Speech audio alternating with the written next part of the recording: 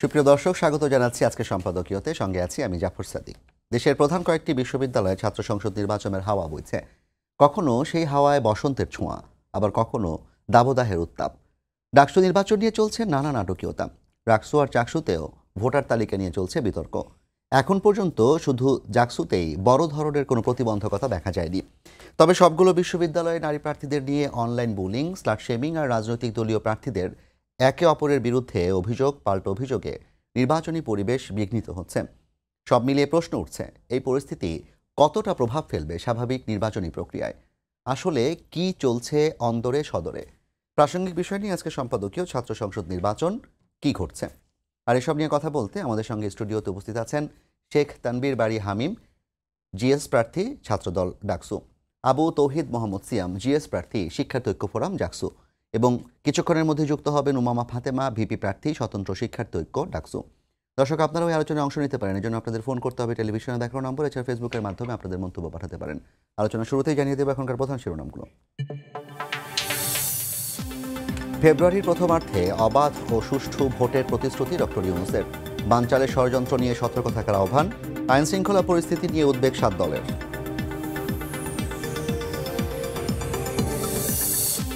শেখ হাসিনা ও কামালের নির্দেশেই জুলাই গণহত্যা, ট্রাইব্যুনালে রাজসাক্ষী মামুনের জবানবন্দি। শহীদ পরিবার ও দেশবাসীর কাছে ক্ষমা প্রার্থনা।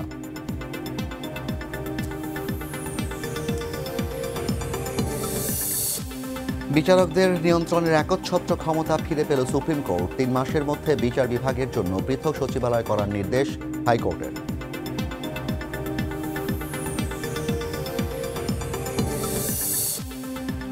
ভারতে বসে ঐক্য বিনষ্টের চেষ্টায় ষড়যন্ত্রকারীরা, গুজবে কান না দেওয়ার আহ্বান মির্জা ফখরুলের। ভোট বানচালের চক্রান্ত রুখে দিতে সজাগ থাকার আহ্বান গয়েশ্বরের।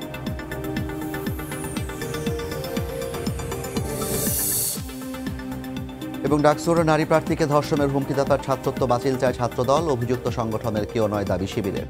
তদন্ত কমিটি গঠন, বহিরাগতদের হল ছাড়ার নির্দেশ।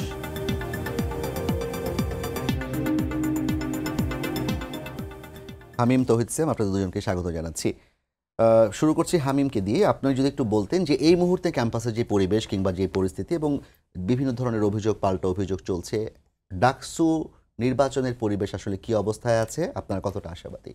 আসলে দেখুন, 5ই আগস্টের পরবর্তীতে ডাকসুর দাবিতে যে দাবি উঠেছিল, সেখানে বাংলাদেশ জাতীয়তাবাদী ছাত্রদল কিন্তু সর্বোচ্চ ভূমিকা রেখেছিল। কিন্তু এই ডাকসুকে কেন্দ্র করে একটি উৎসবমুখর পরিবেশ আমরা কিন্তু প্রথমে পরিলক্ষিত করেছি।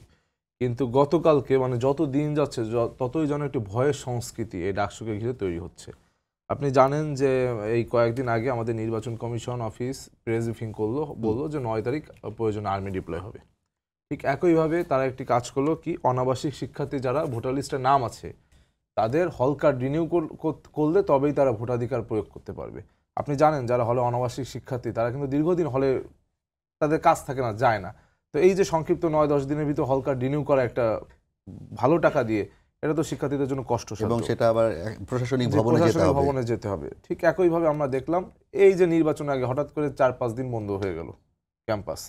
এই 3টা ঘটনা, এই ঘটনাগুলোকে কিন্তু আমরা একে অপরের পরিপূরক হিসেবে দেখছি। অর্থাৎ একটি ছাত্র নির্বাচন হওয়া উচিত উৎসবমুখর পরিবেশে, এবং বিশ্ববিদ্যালয় প্রশাসন থেকে দায়িত্ব পালন করা উচিত যেন শিক্ষার্থীরা নির্বাচন ঘিরে তাদের ভিতরে একটি আগ্রহ তৈরি হয়। কিন্তু আমরা দেখছি যত দিন যাচ্ছে বিশ্ববিদ্যালয় প্রশাসন শিক্ষার্থীদেরকে আরও অনুৎসাহিত করছে নির্বাচনের প্রতি। অর্থাৎ এমন একটি বিষয় এসে দাঁড়িয়েছে যে এইখানে ভোটটা হবে, ভোটার থাকবে শুধু অ্যাক্টিভিস্টরা, অর্থাৎ বিভিন্ন ছাত্র সংগঠন বা বিভিন্ন প্যানেলের অ্যাক্টিভিস্টদের ভিতরে এই ভোটের লড়াই চলবে।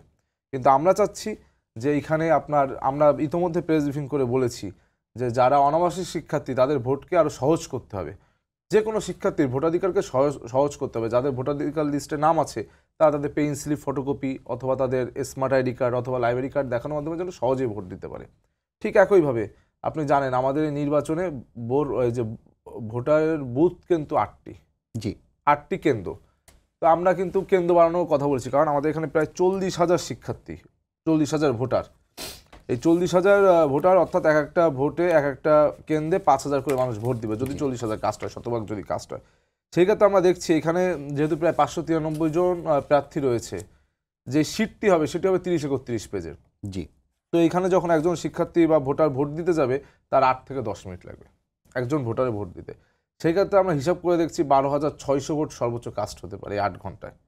এটা আমরা বিশ্ববিদ্যালয় প্রশাসনকে বলেছি, নির্বাচন কমিশন অফিসকে বলেছি, আমরা লিখিত দিয়েছি ভোট কেন্দ্র বাড়ানোর জন্য। কিন্তু তারা তখন যে বিষয়টি তুলে ধরলেন যে আমরা টেন্ডার আহ্বান করেছিলাম, যেহেতু মেশিনে আমাদের ভোটটা কিন্তু ওএমআর শিট মেশিনে কাউন্ট হবে, আমরা টেন্ডার আহ্বান করেছি কিন্তু সেখানে কেউ সাড়া দেয়নি। একটি কোম্পানি দিয়েছে, তাদের 8টি মাত্র মেশিন আছে, এই জন্য 8টি কেন্দ্র করা হয়েছে। অর্থাৎ এই যে একটি নির্বাচন আপনি করবেন, এই নির্বাচনে যে কিন্তু প্রশ্ন হচ্ছে বিশ্ববিদ্যালয়ে যখন ভর্তি পরীক্ষা হয় তখন তো বিশ্ববিদ্যালয়ের নিজস্ব ব্যবস্থাপনা ওএমআর মেশিন ইউজ করে না? করে, কিন্তু আপনার এখন তো সাড়া দিচ্ছে না। তারা সেটি বললো যে তারা টেন্ডার আহ্বান করেছে কিন্তু কেউ সাড়া দিচ্ছে না।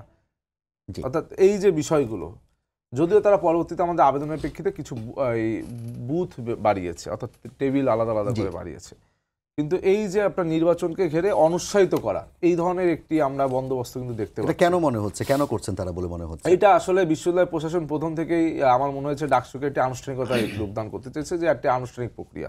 কিন্তু এই ডাকসুকে ঘিরে যে তরুণ প্রজন্মের একটা বড় প্রতিনিধি, আপনি জানেন 4.5 কোটি তরুণ প্রজন্ম গত 17 বছরে তারা যখনই ভোটাধিকার লাভ করেছে ভোট দিতে পারেনি।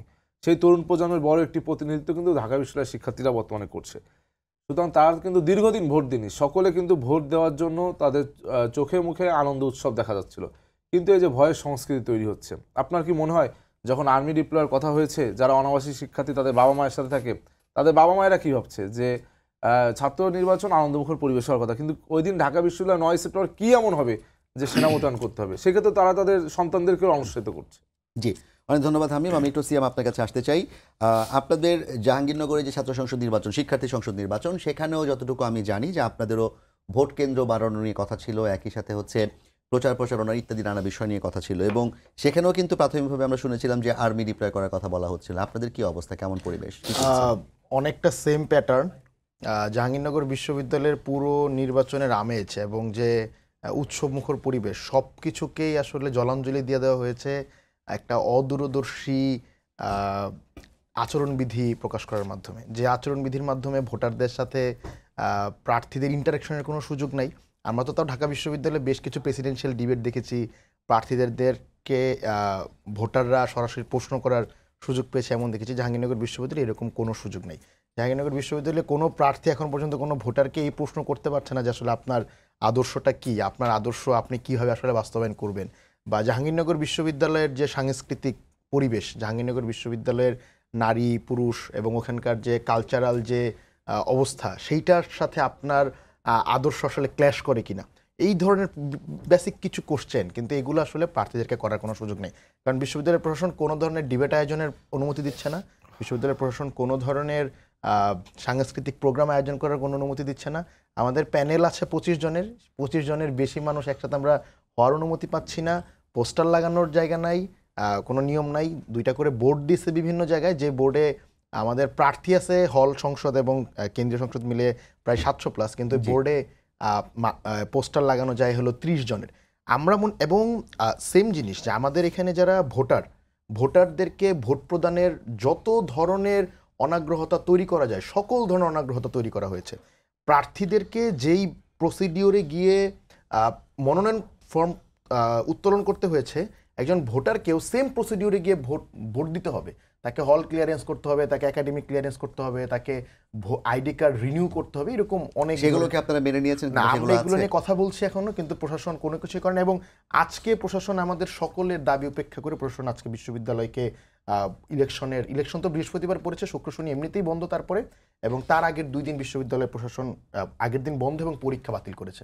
আমরা মনে করি এই যে 4-5 দিন একটা টানা বন্ধ এবং এই 17 বছরের শিক্ষার্থীরা আসলে ভোট জিনিসটা কি এইটার ফিলিংস না থাকার কারণে তারা বিশ্ববিদ্যালয় ছেড়ে যেতে পারে। আপনার বিশ্ববিদ্যালয় তো শহর থেকে বেশ খানিকটা দূরে, আপনি কি মনে করেন এই যে বন্ধ হওয়ার কারণে যারা ঢাকায় থাকেন কিংবা বিভিন্ন জায়গায় থাকেন তারা যাওয়ার সুযোগ আছে কিনা, 1 নম্বর? 2 নম্বর, তাদের যাওয়ার ব্যবস্থার জন্য কোনো ধরনের পরিবহনের ব্যবস্থা করছে কিনা? আমরা এটা নিয়ে নিজেরাই কথা বলছি, পরিবহনের ব্যবস্থা যাতে অবশ্যই, কারণ আমরা দেখি শিক্ষক সমিতির ইলেকশনের দিন ঢাকায় গাড়ি পাঠানো হয়, তো কেন জাকসুর মতো তোর বড় একটা ইলেকশন গাড়ি পাঠানো হবে না? কিন্তু এর বাইরে গিয়েও আমরা মনে করি এই যে বিশ্ববিদ্যালয় প্রশাসন প্রথমত ভোট প্রদানকে কঠিন করেছে, দ্বিতীয়ত যারা অনাবাসিক শিক্ষার্থী যারা ঢাকায় থাকে বা 4-5 দিন একটা বন্ধ পেলে, আপনারা জানেন যে জাহাঙ্গীরনগর বিশ্ববিদ্যালয়ের শিক্ষার্থীরা ঘুরতে বের হয়ে যায়, বাড়িতে যায়, অনেক দিন যেতে পারে না।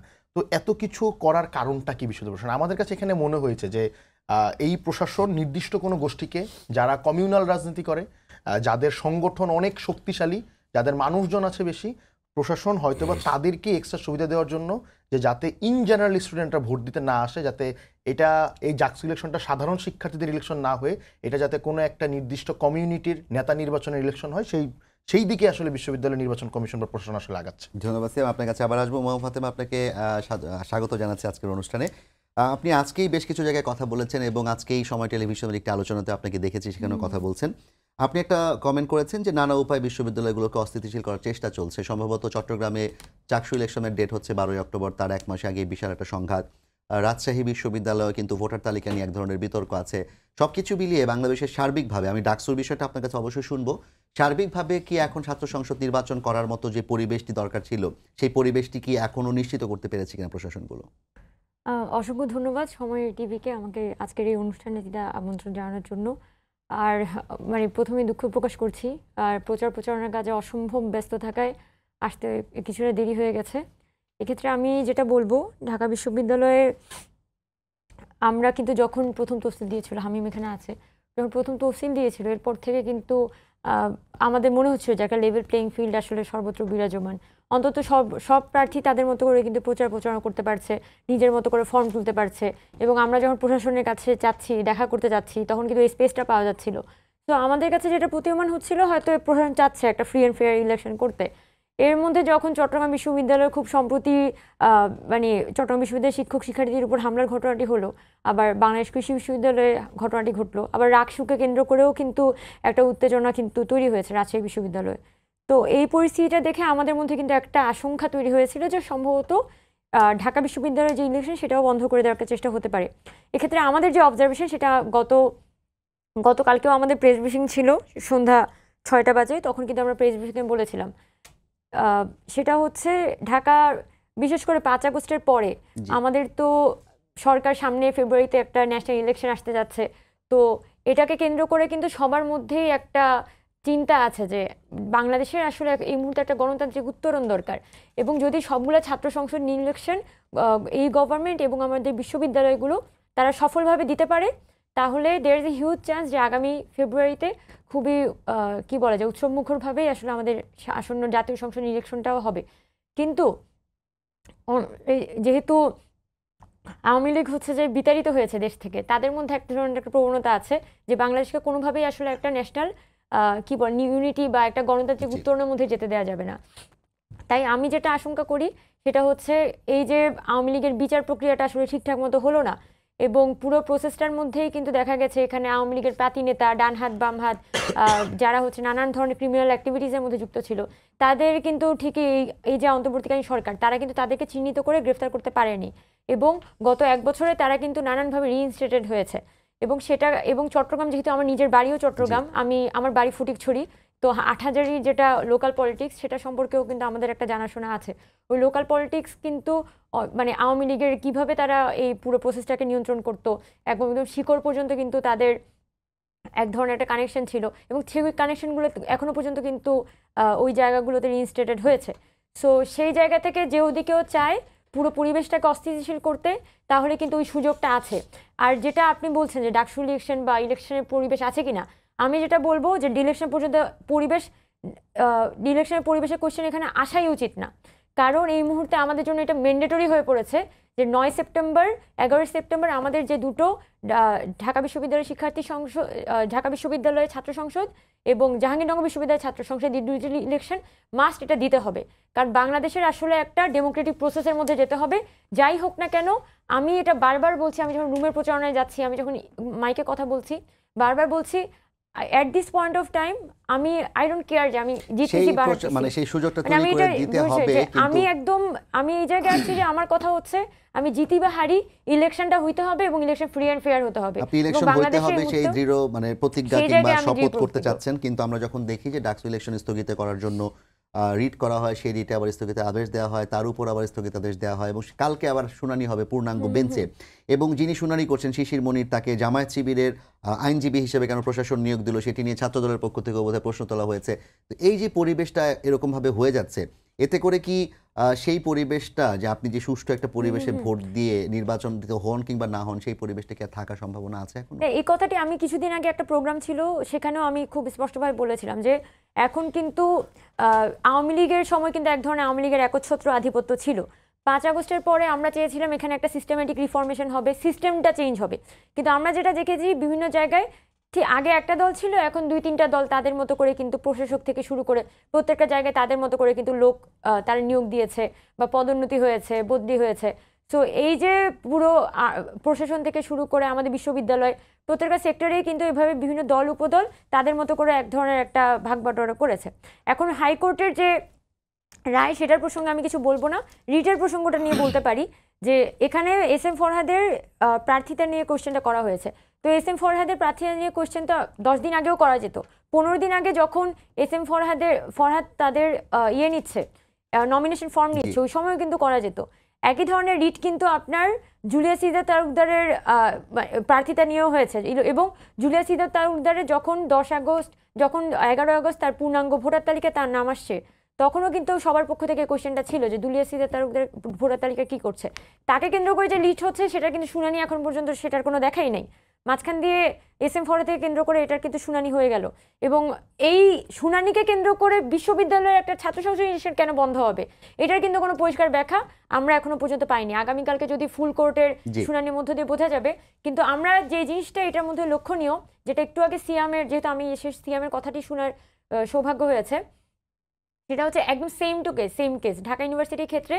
প্রথমত ভোট কেন্দ্র সংখ্যা বাড়াচ্ছে না, এমনভাবে পরিবেশটা ক্রিয়েট করে রাখা হয়েছে সকাল 8টা থেকে ভোট বিকাল 4টা পর্যন্ত ভোট দিবে, এবং মাত্র 8টা কেন্দ্র, এবং কেন্দ্রগুলো হল থেকে এত দূরে দূরে, যাতে স্টুডেন্টদের মধ্যে আগ্রহটাই না থাকে যে সকালবেলা ঘুম থেকে উঠে তারা বাস করে যাবে, এই আগ্রহটা স্টুডেন্টদের মধ্যে কিন্তু অনেকখানি কমে গেছে। তাও যেটা গতকালকে রাত পর্যন্ত এক ধরনের একটা আগ্রহ ছিল যে হ্যাঁ আমি ভোট কেন্দ্রে যাব, বাট আপনি ধরেন সাইবার বুলিংয়ের কথা বলেন বা আচরণবিধির কথা বলেন, এগুলো নিয়ে যখন আমরা আলাপ করছি তখন কিন্তু প্রশাসন হ্যাঁ বা না একটা জবাব দিচ্ছে।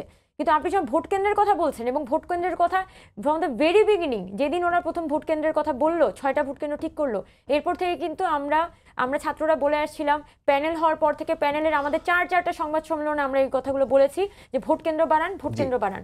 কিন্তু এটা একটু শেষ করে নিয়ে বারবার হচ্ছে হয়ে যাচ্ছে। তো এই যে ভোট কেন্দ্র কম, প্লাস হচ্ছে ক্যাম্পাসটা বন্ধ করে দিল, আবার আজকে বললো যে না ক্লাস হবে, আবার দেখা যাচ্ছে একদিন বলবে ডাকসু হবে না, আজকে আবার শুনলাম যে ডাকসু হবে, কালকে সকালবেলা শুনতেও পাই যে ডাকসু হবে না। So no one knows. এসব কারণে ভোটাররা কনফিউজ হচ্ছে। আর আমি একটা অভিজ্ঞতা বলতে পারি, আমি তো মেয়েদের হলগুলোতে যাচ্ছি, রুম টু রুম যাচ্ছি, মেয়েদের হলগুলোতে মেয়েরা বাসায় চলে যাচ্ছে, এটা হচ্ছে একটা বাস্তবতা। আমি ঝামেলা হওয়ার সম্ভাবনা আছে কিনা এটা মেয়েদের হলগুলো ধরেন অনেক মেয়েরা তো এবার প্রার্থিতায় গ্রহণ করেনি, প্রথমত সাইবার বুলিং এর একটা আশঙ্কা, আর দ্বিতীয় যে আশঙ্কা সেটা হচ্ছে ফ্যামিলি একটা প্রেশার, যে একটা গন্ডগোল হতে পারে, তুমি বাসা থেকে চলে আসো। এখন এবার কিন্তু আমি গিয়ে দেখেছি 6 জনের রুমে 3 জন করে আছে, 2 জনের রুমে 1 জন, মানে কোনো কোনো রুমে তালা দেয়া। তো এটার কি বোঝায় যে আসলে ক্যাম্পাস থেকে স্টুডেন্টরা বাসায় চলে যাচ্ছে। জুমামান, বিষয়টা হামিমের কাছে একটু জানতে চাই, আপনারও কি মনে হচ্ছে যে ভোটাররা ধীরে ধীরে আসলে ভোট বিমুখ হয়ে বাসার দিকে চলে যাচ্ছেন? না, আসলে দীর্ঘদিন আমি তো আপনাকে প্রথমেই বললাম যে 3টি কারণ ব্যাখ্যা করলাম, আর এখন আরেকটি হচ্ছে এই যে বন্ধ, সেই 3টি কারণের ভিতরেই ছিল, যার জন্য ভোটাররা স্বাভাবিকতই ভোটারদের অনাগ্রহী করার জন্য যত ধরনের বন্দোবস্ত আছে, যত ধরনের পদক্ষেপ আছে সেটা বিশ্ববিদ্যালয় প্রশাসন নিচ্ছে। আমি এটাই আপনার কাছে ক্লিয়ার করলাম। উমামা একটা কথা বলেছেন যে জুলিয়াস সিজারের রিটের এখনো শুনানি হলো না, এস এম ফরহাদের রিটের শুনানি 9 দিন আগে করে আসলে কি করতে চাচ্ছে যারা করতে চাচ্ছেন কিংবা যারা এই রিটটি করেছেন, এদিকে আসলে ডাকসু বন্ধ করার কোনো প্রচেষ্টার অংশ কিনা? না, দেখুন, আপনি জানেন যে বাংলাদেশ 5 আগস্টের পরে গণতান্ত্রিক পথে ধাবিত হচ্ছে।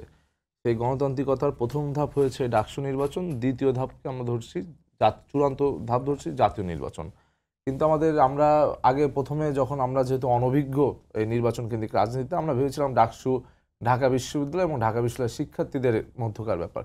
কিন্তু যত দিন যাচ্ছে আমরা বুঝতে সক্ষম হচ্ছি এটি আসলে জাতীয় ইস্যু, এবং জাতীয় ইস্যুকে ছাড়িয়ে এটা দেশীয় এবং আন্তর্জাতিক বিভিন্ন ষড়যন্ত্রের বেড়াজালে পড়ে গিয়েছে।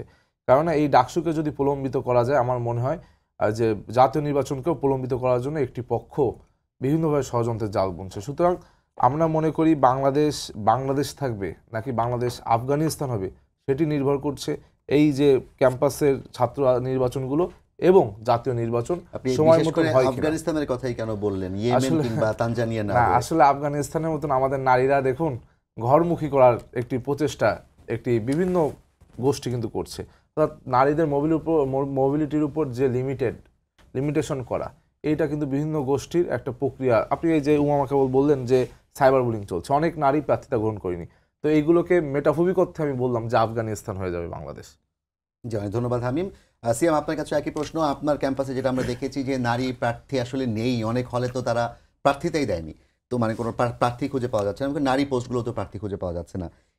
আপনাদের ওখানের কি অবস্থা? এখানেও কি সাইবার বুলিং এবং ইসলামী মানে শেমিংগুলো একভাবেই চলছে?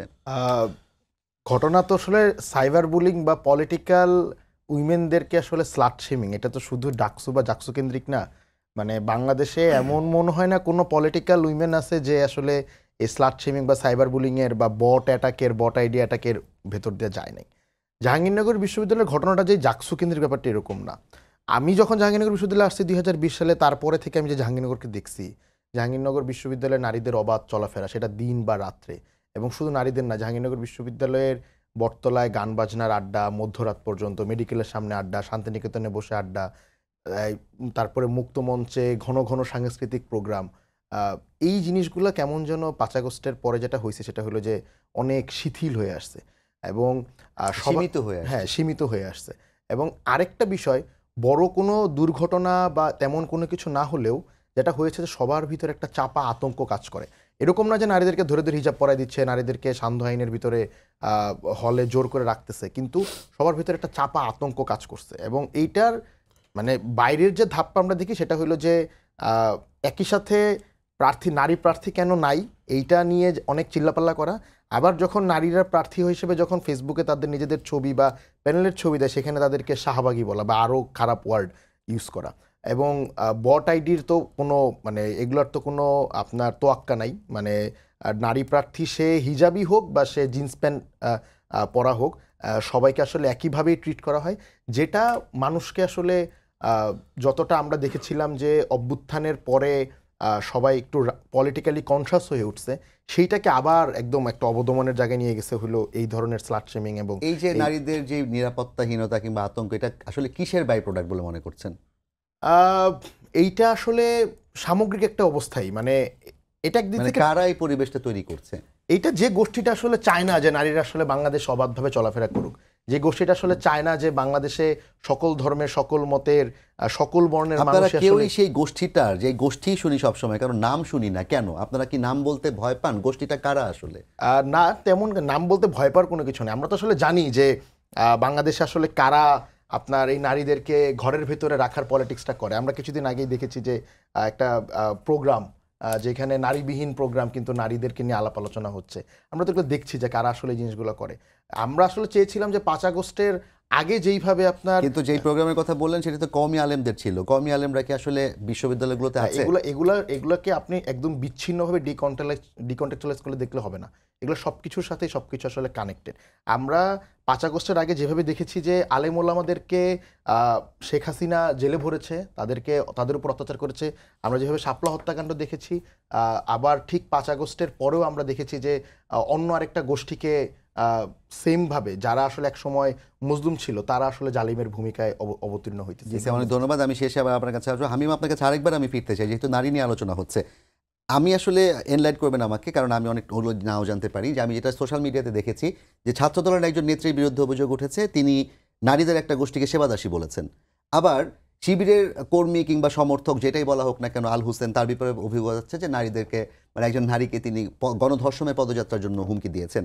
আলটিমেটলি নারীরা, যেটা সিয়াম বলছিলেন, হিজাব পরুক আর হচ্ছে জিন্স পরুক, নারীদেরকে সেবাদাসী কিংবা গণধর্ষণের ম্যাটেরিয়াল বানিয়ে ফেলা, এই সমস্যাটার সূত্রপাত কোথায় আসলে? সবাই কেন একইভাবে চিন্তা করে? আসলে দেখুন, সেবাদাসী কে বলেছে আমার জানা নেই, এরকম বলেছি কিনা, কারণ এরকম বললে তো বিশ্বলে এক ধরনের প্রতিক্রিয়া দেখা যেত। না, সেটা আমরা কিছু স্ক্রিনশট দেখি ফেসবুকে। স্ক্রিনশট তো অনেক রকম হয়, তো এটা নিয়ে আমরা কোনো প্রতিবাদ দেখিনি। কিন্তু আপনি একটি বিষয় বলুন যে স্বাধীন সার্বভৌম বাংলাদেশে একজন বিশ্ববিদ্যালয় শিক্ষার্থী, তাও ঢাকা বিশ্ববিদ্যালয়ের মতো একটি জায়গায় যেখানে মুক্ত বুদ্ধির চর্চা কেন্দ্র, সেইখানে শিক্ষার্থীকে গণধর্ষণের হুমকি দেওয়া হয়, তাহলে এই বিশ্ববিদ্যালয়ের বর্তমান পরিস্থিতি কি? জি। আর যেই শিক্ষার্থী তাকে হুমকি দিল, প্রকাশ্যে হুমকি দিল, সে এখনো জনসম্মুখে কিভাবে ঘুরে বেড়াচ্ছে, অর্থাৎ বিশ্ববিদ্যালয় প্রশাসন এখনো তার বিরুদ্ধে কেন ব্যবস্থা তারা নেবে একটি না? তদন্ত কমিটি করেছে, একটা তদন্ত তথ্য কমিটি অনুসন্ধান আমরা কমিটি দেখেছি করেছে। পূর্বে অনেকগুলো তদন্ত এবং কমিটি 5 দিন করেছে। সময় দিয়েছে, তার আপনি মধ্যে এই নির্বাচনের বিষয়টি আগে থাকবে 3 বিষয়টি দিন। কি 5 দিনের সমাধানের মতন বিষয়? এটা তো তাৎক্ষণিকভাবে সিদ্ধান্ত নিতে হবে। আপনি জানেন যে গত কয়েকদিন পূর্বে, আজ থেকে 2-3 মাস পূর্বেও কিন্তু ঢাকা বিশ্ববিদ্যালয়ের একজন নারী তার ওড়না নিয়ে একজন যুবক বাজে মন্তব্য করেছিল এবং শ্লীলতাহানির শিকার করেছিল। তাকে যখন জেলে পোড়া হলো, বিশ্ববিদ্যালয় প্রক্টর বাদী হয়ে মামলা করলেন, মব জাস্টিসের মাধ্যমে সেই কর্মচারীকে ছাড়িয়ে আনা হলো, তাকে ফুল দেওয়া হলো, ফুলের মালা দেওয়া হলো, এমনকি সেই মামলা উঠে গেল। এই যে বিশ্ববিদ্যালয় প্রশাসনের মামলা উঠে গেছে already। মামলা উঠে গেছে ওই সময়। এই যে বিশ্ববিদ্যালয় প্রশাসনে এক ধরনের বিচারহীনতার সংস্কৃতি, মানে বিচার করতে পারে না, কোনো সিদ্ধান্ত নিতে পারে না, এটা কিন্তু আমরা দেখছি বিভিন্ন ক্ষেত্রে জাতীয় পর্যায়ে অন্তর্বর্তীকালীন সরকারের যে অবস্থা, এই বিশ্ববিদ্যালয় প্রশাসনের সেই অবস্থা। এর কারণ কি? এই যে আপনার যে অন্তর্বর্তীকালীন সরকার, এরাও বিভিন্ন কোটায় ওইখানে জায়গা পেয়েছে এবং বিশ্ববিদ্যালয় যারা বিসি প্রবিসি হয়েছে বেশিরভাগ কিন্তু বিভিন্ন কোটায় জায়গা পেয়েছে। অর্থাৎ কিন্তু আবার দেখা গিয়েছে যে আমাদের ঢাকা বিশ্ববিদ্যালয়ের যে বিসি, তাই কিন্তু পূর্বে বিভিন্ন আওয়ামী লীগের প্রোগ্রামে অনলাইন ভার্চুয়ালি দেখা গিয়েছে, যদিও সেটা ক্লিয়ার কনসেপ্ট করেছে যে সে একজন প্রশাসনিক দায়িত্বের কারণে বাধ্য দায়িত্ব হয়েছে, করেছে। হ্যাঁ। কিন্তু অনেক মজলুম শিক্ষক রয়েছে, অনেক মজলুম শিক্ষক রয়েছে যাদের কোয়ালিটি আছে, যারা ভিসি হতে হতো, তারা কিন্তু ভিসি হতে পারেনি। অর্থাৎ এই যে ভিসি বা অন্তর্বর্তীকালীন সরকারের বিভিন্ন উপদেষ্টা কি প্রক্রিয়া নিয়োগ হয়েছে, সেটিও কিন্তু এখানে দেখার বিষয়। ধন্যবাদ। উমামা, আমি আপনাকে একটু জাস্ট একটা ছোট জিনিস অ্যাড করবো, সেটা হলো যে এইখানে একটা জিনিস আমাদের একটা মিস করে, সেটা হলো এই নারীদেরকে আসলে সবসময় যেমন শোকেজ হিসাবে ব্যবহার করা হয়েছে রাজনীতিতে, আবার পলিটিক্যাল উইপনাইজও করা হয়েছে। মানে আমরা যাকে দেখি যে সে আসলে যখন অন্য নারীর মানে তার উপরে যখন আক্রমণ হয়, বা নির্দিষ্ট একটা দলে নারীদের উপর যখন আক্রমণ হয়, তারা এখানে ভিকটিম হয়ে যায়। আবার সেম গ্রুপ অফ পিপল যারা আসলে নারীদেরকে ভিকটিম মানে করার কারণে তারা প্রতিবাদ করতেছে, সেম গ্রুপ অফ পিপল অন্য আরেকটা পলিটিক্যাল গ্রুপের কোনো মেয়ের উপরে যখন স্লাট শেমিং কোনো কিছু, সেখানে তারা আসলে নিজের আসলে জড়িত থাকে। আমরা মানে এটাকে একটা পলিটিক্যাল উইপন, এখন এই যেটা ঢাকা বিশ্ববিদ্যালয়ে যে ঘটনাটা ঘটেছে, এইটার একটা অন্যতম কারণ হতে পারে এটা যে এখানে আসলে একটা পলিটিক্স আছে, যে যার ব্যাপারে এই অভিযোগটা যে আসলে গণধর্ষণ করতে চেয়েছে, সে হয়তো একটা দলের সমর্থক বা কর্মী, এই কারণে এটাকে যতটুকু পরিমাণ পলিটিক্সটা করা হয়েছে, এটা সেই যদি আসলে সংগঠনের না হয়ে ইন্টারনাল পিপল হইতো, তাহলে হয়তো বা এতগুলো পলিটিক্যাল গোষ্ঠী একসাথে তার বিরুদ্ধে রাস্তায় নামতো না, কারণ পলিটিক্যাল উইপনের একটা ব্যাপার আছে। জি, ধন্যবাদ আপনাকে সিয়াম। উমামা ফাতেমা, আপনি কি তাই মনে করেন যে নারীদেরকে আসলে নির্দিষ্ট করে কিংবা কোটা ভিত্তিক ভাবে আন্দোলনটা করা হয়? আচ্ছা, আমি মনে হয় এটা একটা জনযন্ত্র উদাহরণ। তো যখনই যে সংগঠনের বিরুদ্ধে তো না, আমি চেষ্টা করি আসলে বিভিন্ন জায়গাগুলো পয়েন্ট আউট করার। তো অনেক সময় আমার কথা হয়তো কোনো একটা সংগঠন, কোনো একটা বিশেষ গোষ্ঠীর বিরুদ্ধে চলে যেতে পারে, বা তাদের আঘাত হানতে পারে তাদের অনুভূতিতে। তো আমি চেষ্টা করি সর্বোচ্চ সম্মান এবং মর্যাদা সবার রক্ষা করেই কথা বলতে। কিন্তু যেটা হয় ফেসবুকে বর্তমানে, তো একদমই আরেকজনের দ্বিমত পোষণের স্বাধীনতা তো আসলে নেই, সহমত পোষণের স্বাধীনতা আছে। তো এতদিন শুধু ক্যাম্পাসের মধ্যে সহমত ভাই ছিল, এখন ফেসবুকেও আসলে সহমত ভাই হইতে হবে, নাইলে সুযোগ নাই। তো গত 5 আগস্টের পর থেকেই দেখছি, প্রথম দিকে আওয়ামী লীগ, পরবর্তীতে একটা গোষ্ঠী, পরবর্তীতে আরেকটা গোষ্ঠী, যখন যার বিরুদ্ধে আসলে অপিনিয়ন যাবে তখনই সেই গোষ্ঠীর বটবাহিনী ঝাঁপিয়ে পড়বে। তো এটা আমাদের মেয়ে হিসেবে আমার যেটা এক্সপিরিয়েন্স, এবং আমি দেখেছি মোটামুটি কমন এক্সপিরিয়েন্স, যে মেয়েদের আক্রমণ করে তাদের পলিটিক্যাল অংশগ্রহণটা আসলে মেইন স্ট্রিমে কমানোর একটা চেষ্টা কিন্তু সকল গোষ্ঠীর পক্ষ থেকেই আছে। না হলে আপনি ধরেন ন্যাশনাল পলিটিক্সের আলাপে যদি আসি, 33% কিন্তু এবার কথা একটা উঠেছিল, 33% মেয়েদেরকে ন্যাশনাল ইলেকশনে যাতে দল থেকে যাতে দেওয়া হয়। পাশাপাশি হচ্ছে এখানে মেয়েদের হচ্ছে সংরক্ষিত আসনে ইলেকশনের কথা উঠেছিল। তো এখানে অনেক ধরনের কিন্তু মেয়েদের যাতে ফ্যাসিলিটিসগুলো বাড়ে এবং মেয়েরা যাতে মেইন স্ট্রিমে আসতে পারে এবং শিক্ষিত মেয়েরাও যাতে রাজনীতিতে আসার আগ্রহ পায়, এই বিষয়ে কিন্তু অনেক ধরনের চেষ্টা চলছে। কিন্তু সেখানে আমরা কিন্তু এই ডিসকাশনগুলোতে কিন্তু আমরা কোনো মেয়েদের উপস্থিতি পাই না। দেখা যায় ছেলেরাই আসলে ডিসকাশন করে, তারা মিলে সিদ্ধান্ত নেয় যে কয়টা মেয়ে আসলে সামনে যাবে। সো এবং আমি নিজেও আমি নিজে যেহেতু বৈষম্য বিরোধী ছিলাম, আমি ওখানে যাওয়ার পরে আসলে দেখেছি কীভাবে করে টোকেনিজমটা কোন কোন উপায়ে ফাংশন করে। সো এই জায়গাগুলো মেয়েদের ক্ষেত্রে খুবই কমন, আসলে অনেক অনেক পথ হাঁটা বাকি।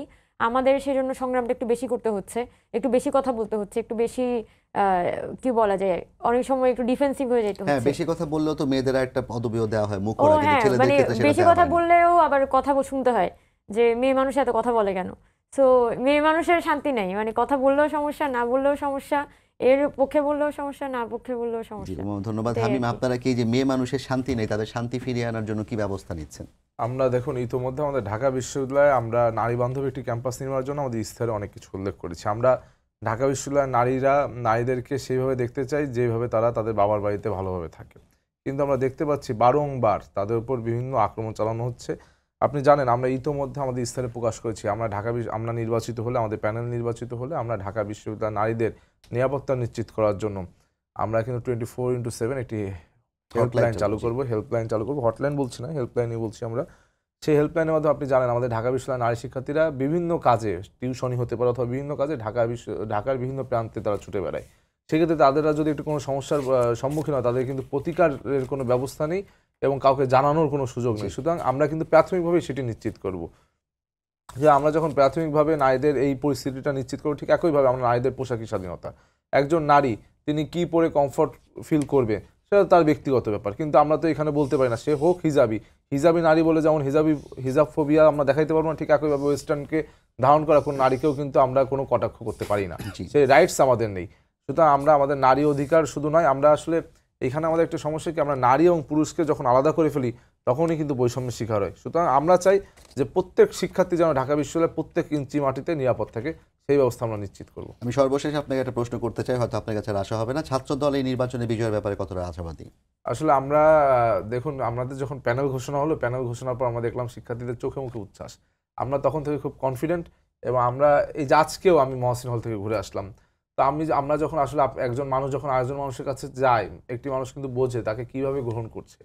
সুতরাং আমি ব্যক্তিগতভাবে শুধু নয়, আমাদের যারা প্যানেলের যারা প্রার্থিতা করবে প্রত্যেকেরই একই অবস্থা। বেশিরভাগ ক্ষেত্রে শিক্ষার্থীরা খুব ভালোভাবে তাদেরকে গ্রহণ করছে এবং শিক্ষার্থীরা তাদের সাথে বিভিন্ন শেয়ার করছে, বিভিন্ন অপিনিয়ন তুলে ধরছে, বিভিন্ন বিষয়ে জানতে চাচ্ছে। সুতরাং যেহেতু শিক্ষার্থীরা পজিটিভভাবে গ্রহণ করছে, সুতরাং আমরা আশা করছি যে ইনশাআল্লাহ এই 9 সেপ্টেম্বর নির্বাচনে আমরা একটি ভূমিধস বিজয় সারা বাংলাদেশকে উপহার দেব। তানভীর বারী হামিম, আপনার জন্য শুভকামনা রইল। সাইম, আপনাকে 2 মিনিটের মধ্যে একটু আপনার কাছে জানতে চাই যে আপনার ক্যাম্পাসে আসলে সুষ্ঠু নির্বাচন কিংবা ভালোভাবে একটা নির্বাচন হলে সবাই ভোট দিতে পারলে কাদের বিজয়ের প্রত্যাশা করছেন?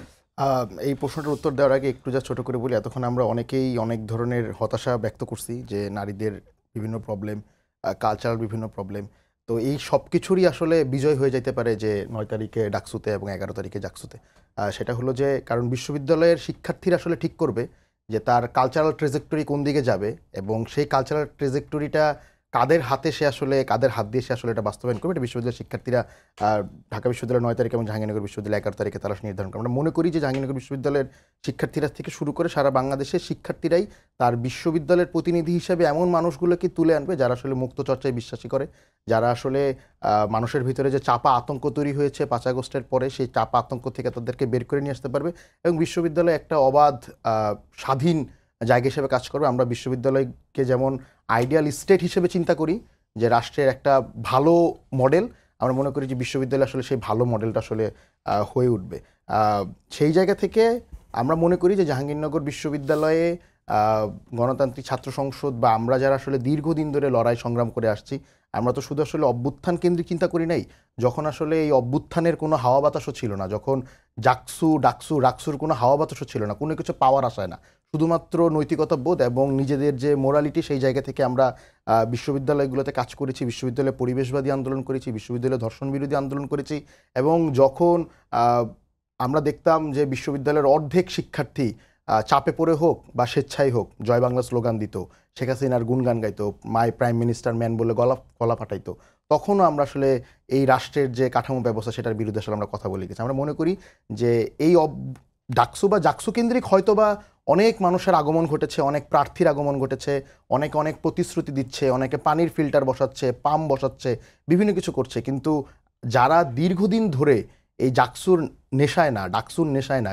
আসলেই সমাজের জন্য বা বিশ্ববিদ্যালয়ের জন্য কাজ করে আসে, তাদেরকে বিশ্ববিদ্যালয়ের শিক্ষার্থীরা এই 9 তারিখে এবং 11 তারিখে আসলে তাদেরকেই 2টা ক্যাম্পাসে জয় করবে। সেই জায়গা থেকে আমরা আপনার প্রত্যাশা পূরণ হোক, আপনার প্রতি শুভকামনা রইল। উমামা, আপনি 2 মিনিটের মধ্যে একটু বলবেন যে আলটিমেটলি যদি ছাত্র সংসদ নির্বাচনে এবার জাহাঙ্গীরনগর কিংবা ঢাকা বিশ্ববিদ্যালয়ে যারা কিনা পরবর্তীতে ক্ষমতায় আসার সম্ভাবনা আছে কিংবা ক্ষমতায় আসবে তাদের প্রতিনিধিরা বিজয়ী হন, তাহলে কি ক্যাম্পাস আবার সেই ছাত্রলীগের মতো অবস্থায় ফিরে যাওয়ার কোনো সম্ভাবনা আছে কিনা, কিংবা সেটি হলে আসলে আপনারা কি করবেন? প্রথমে যেটা বলতে চাই যে আমরা আমাদের যে প্যানেল স্বতন্ত্র শিক্ষার্থী ঐক্য, সেখান থেকে কিছু মোটো ঠিক করেছিলাম, যেমন সেটা হচ্ছে 9 দলীয়করণ, 9 বিরাজনীতিকরণ, আরেকটা হচ্ছে পলিটিক্যালি কনসিয়াস একাডেমিক ক্যাম্পাস। অর্থাৎ আমরা কিন্তু ক্যাম্পাসকে মনে করি যে এখানে সবার রাজনীতি করার স্বাধীনতাটা আছে, কিন্তু 5 আগস্টের পরে বিদ্যমান বাস্তবতায় এখানে ক্যাম্পাসের ছাত্র রাজনীতি ফরম্যাটটা আসলে কেমন হবে সেই বিষয়ে আসলে বিশ্ববিদ্যালয় প্রশাসন এবং ছাত্র রাজনীতি সংগঠন এবং সাধারণ ছাত্রদের মধ্যে ওপেন ডিবেট এবং ওপেন কন্টেস্টের মাধ্যমে কথাবার্তার মাধ্যমে কিন্তু একটা সুরাহা হওয়া দরকার ছিল। কারণ আমরা মনে করি যে বাংলাদেশে আসলে ঢাকা বিশ্ববিদ্যালয়ের দীর্ঘ একটা পলিটিক্যাল হিস্ট্রি আছে, এটাকে বাদ দেওয়ার আসলে কোনো সুযোগ নেই। কিন্তু যেহেতু ঢাকা বিশ্ববিদ্যালয়ে 17 বছরের এবং এর আগেও একটা খুবই ট্রমাটাইজিং একটা ইভেন্টের মধ্যে আমাদেরকে যেতে হয়েছে, যেখানে হলগুলো দখল ছিল, মানুষের কথা বলার স্বাধীনতা ছিল না, সেই জায়গা থেকে যখন আমরা 5 আগস্টের পরের বাংলাদেশ কেমন হবে সেটা চিন্তা করি, অবশ্যই আমাদের ছাত্র রাজনীতি একটা রূপরেখা দরকার। এবং সেটার জন্যই আমরা যদি ক্যাম্পাসে বিজয়ী হতে পারি তাহলে অবশ্যই এখানে আমরা political reformation plus academic reformation দুইটাই হচ্ছে করে যাওয়ার চেষ্টা করব। ক্ষমতাশীল ছাত্র সংগঠন যারা থাকবেন পরবর্তীতে, কারণ সেই কথাটাই বলছি যে এখানে তো আসলে রূপরেখার যে কথা আমরা যেটা বলেছিলাম সেই রূপরেখাটা তো আসলে কোনো এখনো পর্যন্ত প্রণয়ন হয় নাই। তো আপনি আসলে এই ফ্ল্যাট গেটটা বন্ধ করবেন কিভাবে করে? এই আমি বলছি না যে সামনে গিয়ে হল দখল হবেই, কিন্তু কেউ যদি দখলটা করতে চায় তাহলে কিভাবে করে বন্ধ করা যাবে, কিভাবে করে, সেটাই হচ্ছে মূল প্রশ্ন। ফাতেমা আপনাকে, শেখ তানভীর বাড়ি হামিম আপনাকে ধন্যবাদ জানাচ্ছি, আবু তৌহিদ মোহাম্মদ সিয়াম আপনাকে ধন্যবাদ জানাচ্ছি। আমাদের প্রত্যাশা থাকবে রাকসু কিংবা চাকসু অথবা জাকসু যে ইলেকশনই হোক না কেন, সেটি হোক বাংলাদেশের আগামী যে নির্বাচন হবে সেই আগামী নির্বাচনের একটা ছোট একটি টেস্ট কেস, যার মধ্য দিয়ে আমরা বুঝতে পারবো সত্যিকার অর্থে আগামী নির্বাচন কতটা সুষ্ঠু এবং শান্তিপূর্ণভাবে করা সম্ভব। এবং এই নির্বাচনগুলোর মধ্য দিয়ে ছাত্র সমাজ কিংবা ছাত্র সংগঠন অথবা ছাত্র নেতৃত্ব উঠে আসার মধ্য দিয়ে বাংলাদেশ আগামীতে আরও এগিয়ে যাবে এবং আরও ভালো একটি সুন্দর নতুন বাংলাদেশের স্বপ্ন নিয়ে যেই জুলাই শহীদরা প্রাণ দিয়েছিলেন তাদের সেই স্বপ্ন পূরণে সার্থক হবে এই প্রত্যাশা রেখে সবাইকে ধন্যবাদ জানিয়ে শেষ করছি আজকে সম্পাদকীয়। আগামীকাল আবারও দেখা হবে একই সময়। শুভরাত্রি।